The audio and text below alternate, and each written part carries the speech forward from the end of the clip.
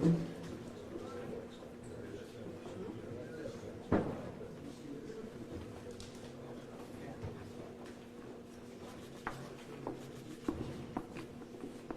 everybody.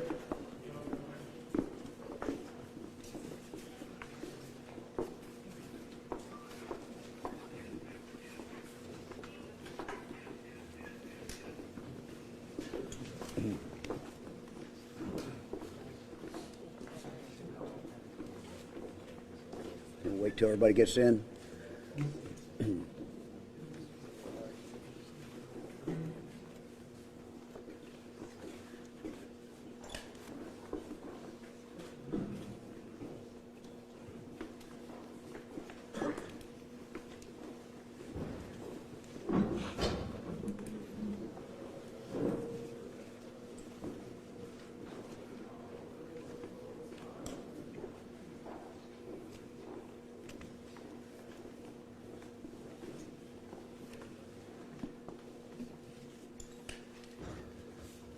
So I think we have some good news for the residents, and what we have tried to do throughout this is to make sure that the public knew exactly what we knew.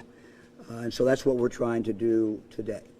I just got off the phone again with Governor Shapiro. He and I have been talking a number of different times today, and he has authorized me to say that he agrees with these decisions. These were joint decisions that he and I have made in consultation and relying on the experts. So what we're going to do today is to tell you what the announcement is. That's going to come from Chief Drabeck. We're then going to bring up some of the experts again to tell you what they have found in regard to water, what they've found in regard to the air, and try to answer any questions that you might have. So we have the experts here. I'll ask Chief Drabeck to come up, and I just want to say, first of all, that he has done a phenomenal job. He has been the person in charge. That is how the Ohio Revised Code reads, and he's done a phenomenal job. But I also want to thank everyone else, many different departments that have been involved in working to protect the residents. So, Chief, I'll let you come up. Thank you, Governor. Sir. All right, good afternoon. I'm Chief Drabeck, Village of East Palestine Fire Department. As mentioned in previous press releases, the safety of the residents affected by the train derailment in East Palestine has been our #1 priority throughout. Yesterday, the United States EPA, Ohio EPA, and the 52nd Civil Support Team collected air and water samples from the evacuation area. These samples were analyzed overnight. These agencies, along with the Ohio Department of Transportation, or the Ohio Department of Health, and the East Palestine Fire Department, feel it is now safe to be in the evacuation area. With the full support and backing of Governor DeWine, I am happy to announce that the evacuation order is now lifted. With that being said, there is some information that residents need to know before returning to their homes. In order to ensure that everyone returns to their homes safely and orderly, please refer to the Safe Return Traffic Plan posted on Columbiana County EMA's Facebook page. As the incident commander, I would like to thank the community for your patience and cooperation throughout this process. Thank you to our fellow safety service partners, emergency service personnel, and authorities at the local, state, and federal levels for your tireless work and invaluable expertise. I would also like to thank the Ohio Director of Public Safety, Andy Wilson, Governor DeWine for their unwavering support and for being present on the ground with us. We understand that this incident caused an interruption and inconvenience in all of our lives. However, we came together as a community and put safety first, avoiding what very well could have been a tragedy of epic proportions. I have never been more proud to be a member of East Palestine community and your fire chief. Thank you from the bottom of my heart. Chief. Thank you, sir. Appreciate it. Good job. Let me now ask James Justice to come back up. You had the opportunity to hear from him several days ago. He is with the US EPA, and I'm going to ask him to talk about the air situation and what they have found in the testing.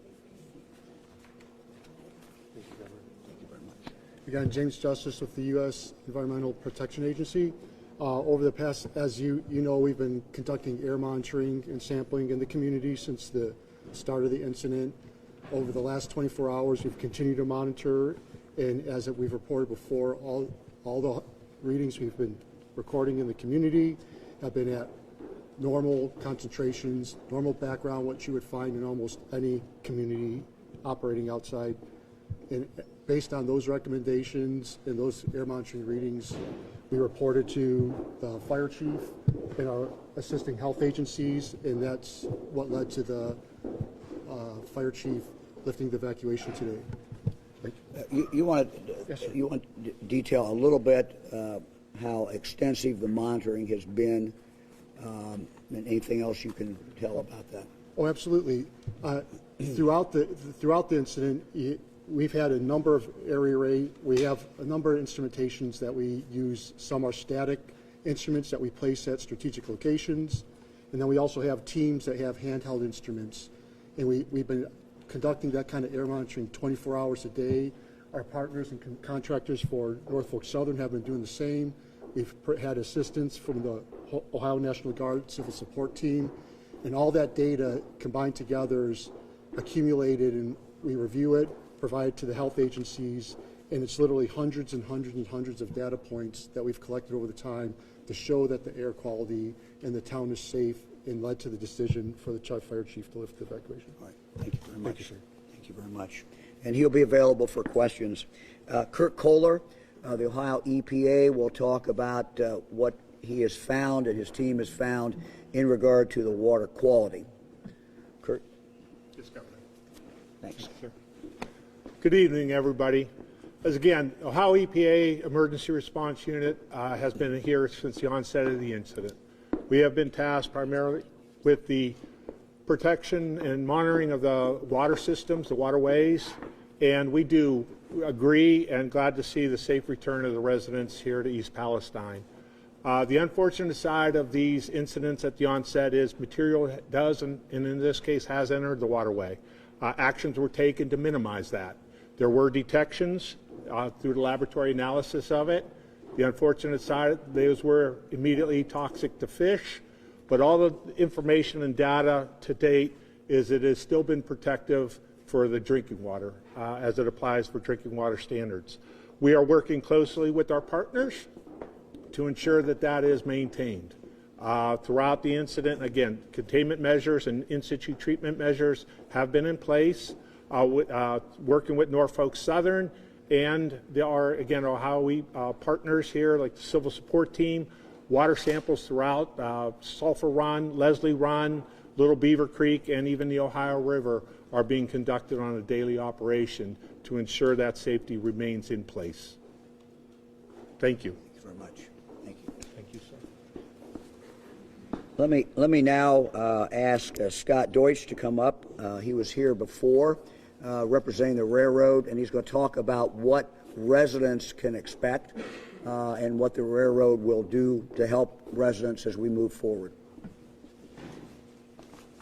Thank you. First, I'd like to say thank you to the governor and his staff and all his agencies from the state that assisted us during this incident. The fire chief was remarkable for us, helping us from the beginning. Also, all the police officers, everybody that supported us, and all the first responders. The first thing I want to go over is all the cars have been cleared from the rails. Those cars, we'll be working on those over the next several weeks and preparing them to have them removed from the site. Some temporary road closures. We want to make sure this information gets out.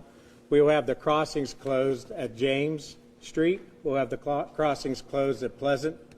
And the bigger closure will be Taggart Road from the state line to the car wash on Taggart Road.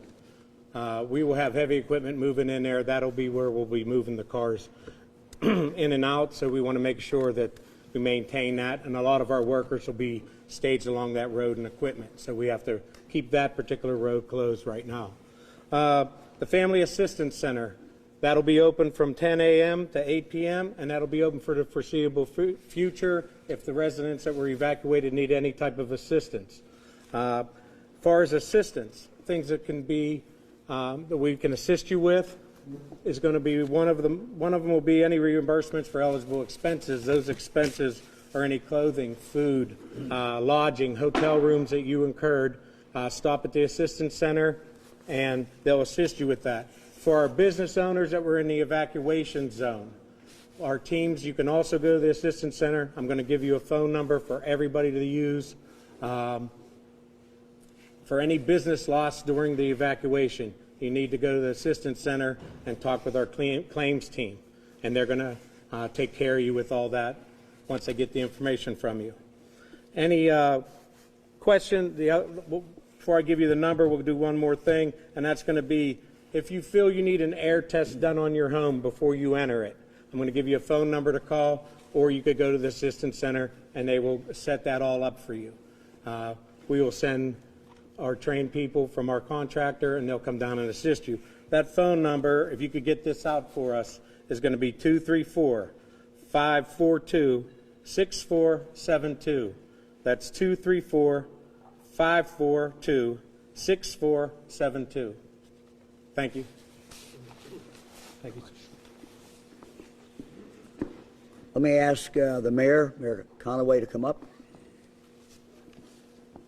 Mayor, thank you. Would fire officers please join behind me? Chief Dravick, please come up here.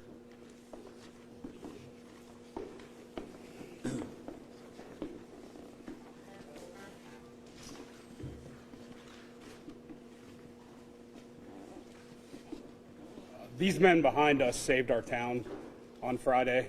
This could have been a disaster. If it wasn't for them and their leadership, we would have had a lot bigger problem on our hands.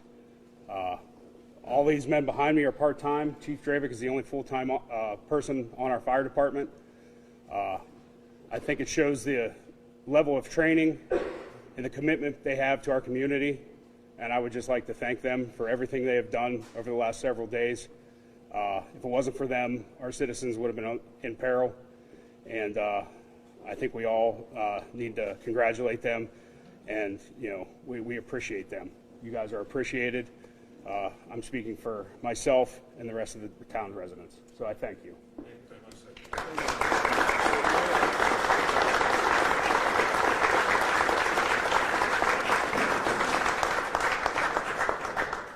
As I said last night, and I'll stress again, this is very frustrating for everybody. We've had everything happen to us that nobody's ever had anything like this happen to us in this town. We've dealt with people on social media spreading false rumors. We've dealt with trying to get information out. We know everybody's frustrated. Everybody wants to be in their homes. We did the best we can. The number one goal was public safety, and we accomplished that. Nobody was injured, nobody died, and there was very few injuries from the recovery process so far. So I commend everybody for that, and I just want to thank everybody involved, all the agencies, the Highway State Patrol, the governor, the Sheriff's Department, our local PD, EMS, and all the fire departments that came. 78 people came out of their house, most of them volunteers, to come help put the fire out in our little town. So I would just like to thank all of them, and that's all I have to say. Thank you. Thanks, Mayor. Thank you very much. Throughout this, we've worked obviously very closely with the Pennsylvania authorities. Let me ask Eric Brewer to come out now, who Beaver County Commissioner. Eric Brewer, Director of Emergency Services for Beaver County, speaking on behalf of the Board of Commissioners for Beaver County, Pennsylvania. We wanted nothing more to get the residents of Darlington Township back than they wanted to. So the reentry process was a collective decision made by everyone behind me, working as a team. As part of that Beaver County's process, we will be reaching out to Darlington residents via our mass notification system, social media posts, as well as the local media.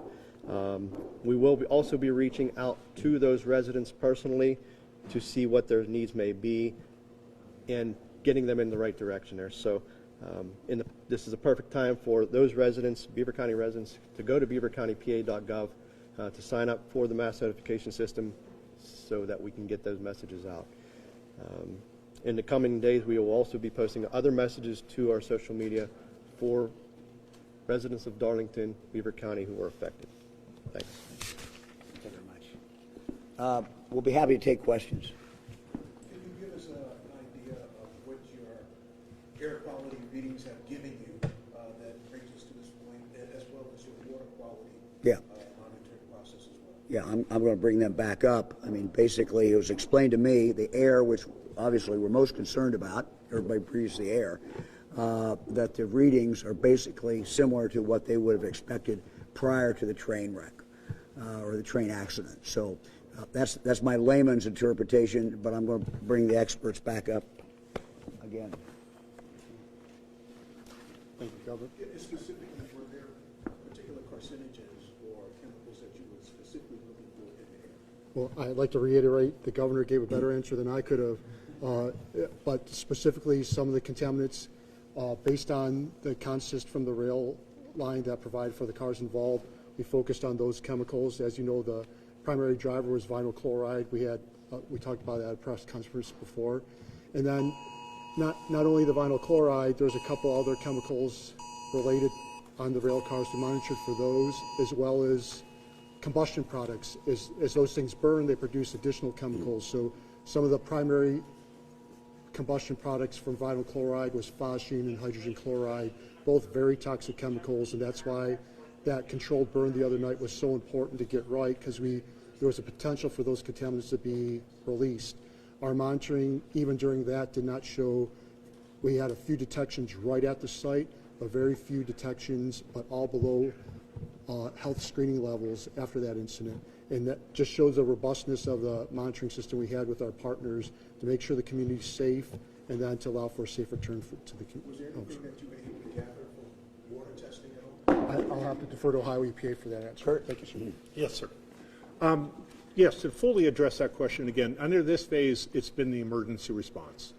As you see the emergency services go back home, off-site, Ohio EPA is going to remain involved through our other divisions that oversee the long-term cleanup of these kind of spills. They'll be working with Norfolk Southern and their contractors to ensure both you weren't safe during this, you were safe during the emergency phase, and then over the years, in these cases, things remain safe. Your drinking water supplies, which are groundwater supplied. So we did have, the water sampling is being collected and were submitted for laboratory analysis. We had Ohio EPA's toxicologists review that data. Norfolk Southern's had toxicologists review that data to ensure that the contaminants that were present in the water were still at safe levels. Yes, there were detections, but again, they remained at safe levels, and we want to ensure that happens. I do know that our Division of Drinking and Groundwaters is working closely with the Columbiana County Health Department to implement a residential well sampling to reassure residents that what we're saying has held true, that their water supplies remain safe to drink. Should residents be alarmed at seeing dead fish like in Leslie Martin Creek? Again, the toxicity of the material that entered waterway was an immediate and acute effect to the water life. I mean, if you're seeing something or something gets past our containment as the days go and trains and product is still being recovery, please report it. You could even call our 800 number or notify us up here. And also just, if you see a discoloration or something, stay out of it. Yes, I would avoid that.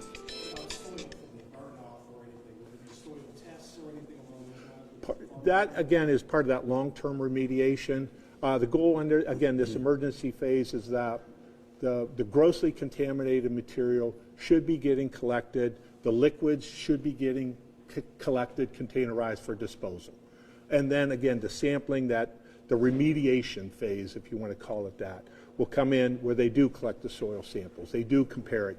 What is the best option then for that long-term cleanup phase? Because that does at that point in time. Yes, during the emergency phase, your best friend is a vac truck and an excavator. So, to get it up and out. So that's, again, we will continue to work with Norfolk Southern. Ohio EPA is committed to maintain the public health and safety of the citizens of East Palestine. With all the information and the data, the monitoring that you guys have been doing with the air quality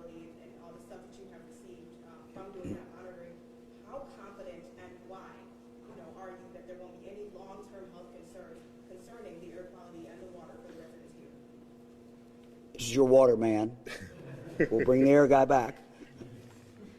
Again, You want to take the yes, water? as far as the water, again, the toxicologists and environmental scientists who know that in depth, we do share that information to them.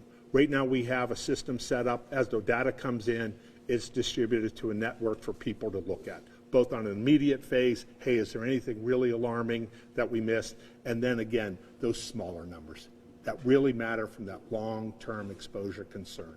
The residential well sampling that I believe is going to be implemented this week, very soon, is going to, again, confirm that what you have in your well is the same as what it was prior to this spill. Let's finish this one. And in regards to air quality, as I've indicated before, the air monitoring data we've collected so far is good, but as remediation continues, there may be issues with that. But the primary release of air issues is fire. The fire is out. There may be some off-gassing from pool product, but as Kurt, my colleague at Ohio EPA indicated, you get rid of that gross contamination, you remove that physical product, and then that largely eliminates your air issue, and then it's just localized for the workers on the site. And you do have some of the physical product still there, which the railroad has assured us that they're going to very quickly remove. Let me ask the Ohio Department of Natural Resources to come up and address the question in regard to the fish. Thank you, Governor. Hello, good afternoon. I'm Jeremy Carter. I'm the Law Operations Manager for Northeast Ohio for the Department of Natural Resources, Division of Wildlife. Department of Natural Resources obviously has jurisdiction over the wild animals, so we're working closely with our partners behind me to just monitor the affected area and the waterways, and we'll have staff on scene throughout the week just to keep that monitoring, to keep a tab on exactly where the levels are at.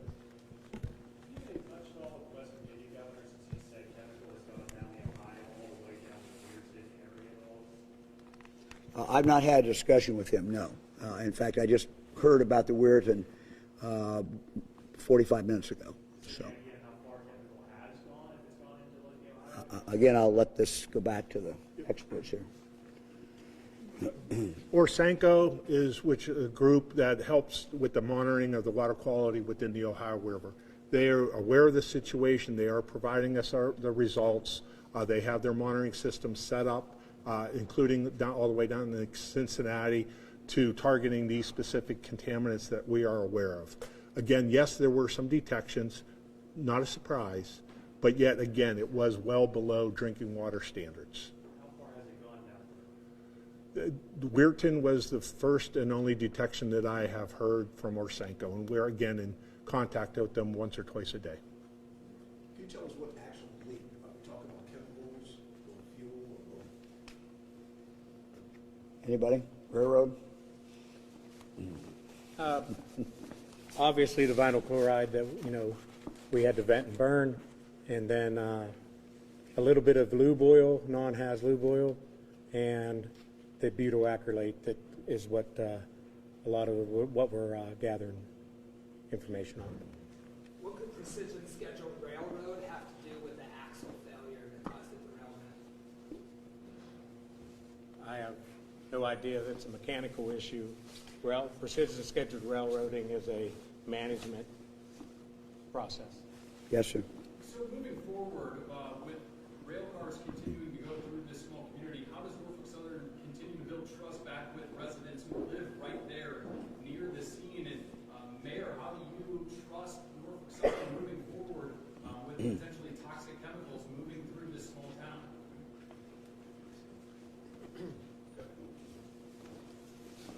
We will continue to monitor everything. We have several different safeties along the tracks that monitor our equipment, photograph our equipment as it comes through. We will continue. Safety is number one with Norfolk Southern. As you saw and heard about the axle issue, this is a very unfortunate event. We run almost 1,000 some trains throughout the country, and we will continue to operate safely. Is there a place that the public can view the data as it compares to the state level? talking about air, water. That work will certainly continue. If I could get your information, we do have a public website where we're sharing the air data summaries. I can get that to you. If I get your information afterwards, I can make sure we could share that with you. I don't have it off the top of my head right now. Yeah, we might. Let me just. You might want to put that up somewhere. I'll get it with a public announcement. Yeah, because everybody should be able to get it. Mayor, they want a reaction from you. Yeah, could you repeat the question? I'm sorry. Yeah, so how do you residents continue to put faith and trust in Norfolk Southern moving forward with toxic chemicals moving through your small town? That's a very tricky subject. I have to work with health officials and the experts to tell me. I'm not a chemist. I don't know. I'm not a railroad expert. I'm not a hazardous material expert. I can't read I can't read the placards going by. I don't know that information, so I have to work with them. We're going to have to work with the EPA, the federal EPA, and we're going to have to find out what's going through our town. But in the same, I don't have control of that. I'm going to have to, I really don't know how to answer that. I have to keep my citizens safe. And the railroad has to do their job, and I don't know how both, intertwine. This is the first major accident we've had here, but it can't happen again. So we're just going to have to work, I guess, with everybody, federal officials, state officials, and just, figure this out. So. Look, I think we expect Norfolk Southern to have answers to exactly what happened, and candidly to explain what they're going to do to prevent that from happening here or someplace else in the future. The burden is upon them, really, to assure the public that what they do every day is safe. It would appear that we've gotten out of this without any major problem other than great inconvenience and scaring a lot of people. But it could have been certainly a lot worse, and it could have turned out that we had people who were injured or people who, had all kinds of bad results. So it's incumbent upon the railroad. The burden's on them, I think, to assure the public what they're doing, make sure that something like this will not happen again any place else in the United States. Governor, quick question for you, sir. Who's going to pay for this? The citizens of Ohio need to still do this bill? Norfolk Southern will pay for it. And people circulate that right now, or is there a time and place when? This is up to the people. Some people may prefer to wait until morning. They may not want to go in this time of night, but that's an individual choice. Some people may make the decision, I don't want to go back until the testing has been done right inside my house. That's being offered, and I've talking to the experts. They don't think people have anything to worry about, but it's very understandable that you may want that testing to be done before you go back in that house. So that's an individual decision that people have every right to make, and they will make those. But they can circulate back right now? Yes, they can go right now.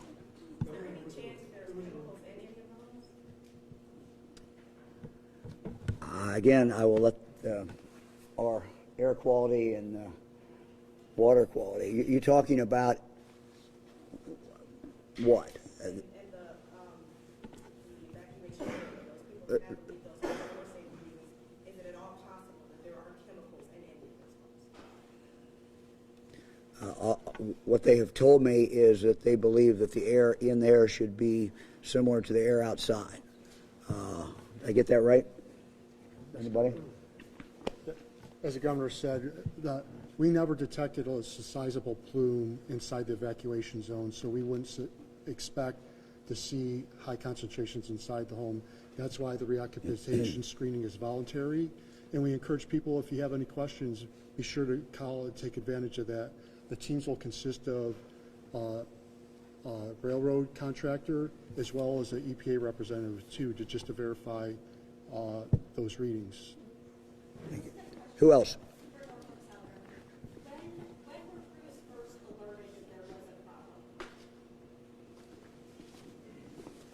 I could refer you to our, sorry, choked up. Media relations people, I don't have the exact time. They may be able to give you that information. I don't have that information. Okay, where was the train going, coming from, what was the course? It was headed towards Conway, Pennsylvania. I don't know its origination. Governor, there was a reporter taken away at the end of the start of your news. Are you aware of that or not? I was wondering if there's somebody in your group that could tell us why.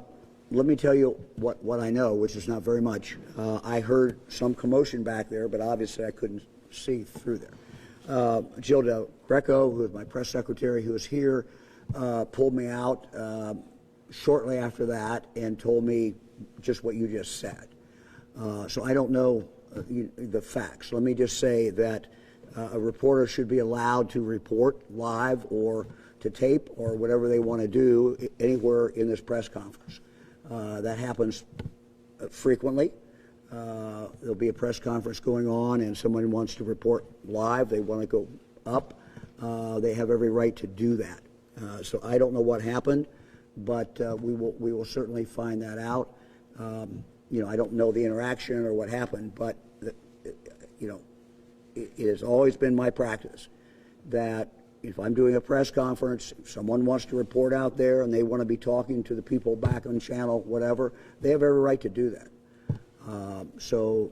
That should not, if someone was stopped from doing that or told they could not do that, that was wrong.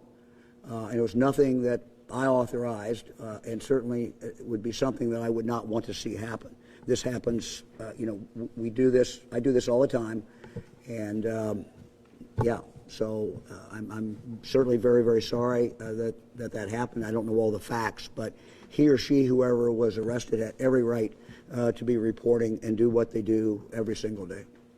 We saw one of the gentlemen that was wearing one of the National Guard uniforms grab him up by his chest. Is that a way that you would want to see someone? No. Again, I didn't see it. I heard a commotion. Didn't know what went on until Jill told me. And she gave me that much information. I'm not sure she knew much about it or what happened. So all I can say is that person had a right to be reporting. They should have been allowed to report. If they were in any way hampered from reporting, that certainly is wrong, and it's not anything that I approve of. In fact, I vehemently disapprove of it. Governor, can he be allowed to come back and do his job? He's been on the ground all week doing this story. Yeah, as far as I'm concerned, he can. We will, once I move away from the mic, or maybe we can find out. Let me see who I've got out here. Okay, I don't think a director of health can do that. Let me just see. Let me go see what is going on. So as soon as I finish this press conference, that's what I'll certainly do. And if the reporter wants to interview me, they can interview. That reporter can interview me. I'm sorry. Okay. Who gave the number?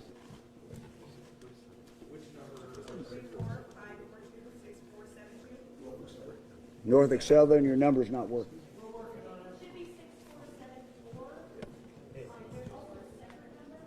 Okay, we can't hear you. You're going to have to come up and use the microphone right here.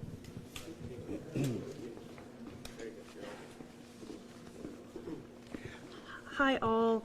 We have a phone number for you. If you have any questions or concerns, you can call our hotline. It will connect you to a toxicologist who you can ask any questions, discuss concerns. This phone number is 234-542-6474. Additionally, if a person would like to specifically request air monitoring in their home, this will be for residents who live within 1 mile radius of the incident site. And the number you can call to participate in the air monitoring program is 330-849-3919. Thank you. Can you repeat those numbers, please? Yes. The first number you can call to speak with a toxicologist. They will answer questions and concerns that any residents may have. The phone number is 234-542-6474. And the second number that a person can call if they live in the 1 mile evacuation radius and would like air monitoring in their home, they can call and request those services at 330-849-3919. Thank you. In addition, for the air monitoring, if you are on a private well and would like to have drinking, water supplied, you could also use that number to request water supply during the interim period until your wells are tested. Can somebody tell us where to find the safe return traffic plan again? That's at the Columbiana County EMA Facebook page. Yes, so the fire is out. We got notified of that earlier today, and that had a lot to do with basing our decision on lifting this evacuation order. We have gone down, we have checked that, confirmed that the fire is out. Norfolk Southern is working real close with us on that. So, oh yes, they have a lot of work to do yet. Yes. Okay. Anybody else? When will the train start up again?